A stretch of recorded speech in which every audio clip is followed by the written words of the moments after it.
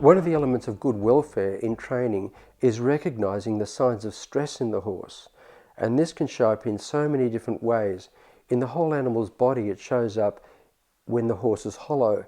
And that is one of the main reasons why in good equitation, we focus on the horse showing roundness in his outline.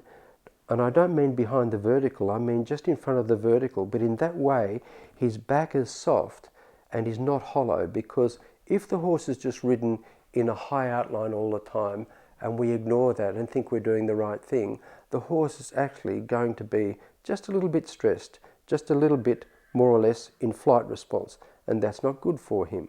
So we need to recognize that what a relaxed body is. We will see it in his stride, we'll see it in the fact that the tail is out the back and nice and swinging. It should really swing with his hips when he's loose. In his movement, if his hips are stiff because his back is stiff, the tail does not swing in that sigmoid fashion. We should also be checking the signs on his face. So as a rider, we can certainly see his ears.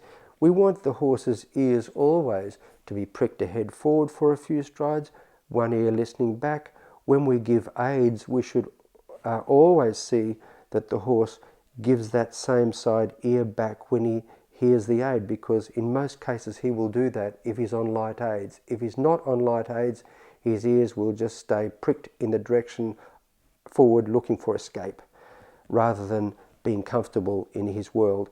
So we need to recognize the ears, ideally pricked forward for a few strides. One comes back, forward again, maybe another one comes back, maybe they both go back for a brief second, maybe they both go forward, but just moving ears is important. Not ears that are stuck out the side in a really dull way, because that's one of the signs of pain or learned helplessness. In looking at the horse's face, it's well worth researching what is now called the pain scale. It's a recognized, well-documented understanding of the way we can categorize the features of the horse's face when he's in pain.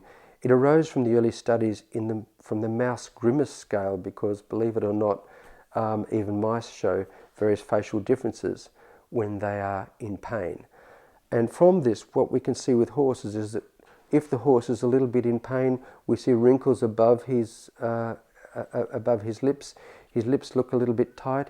His nose is also a little bit wrinkled there. His ears are also a little bit wider apart. And there are various aspects of that posture, according to the horse's own nature and own conformation. And also in the eyes, if we can see the sclera, the white of the eyes, then he's also a little bit more in pain. So recognizing that, and that pain and stress have similar signatures, we will be able to understand how the horse is feeling much better. Because many people think that their horse is not showing any sign like that, when in fact he is. It's very common to see that, where the owner mistakes that and thinks the horse is happy when clearly he's not. So we need to be learning to be very good at that analysis of how the horse feels.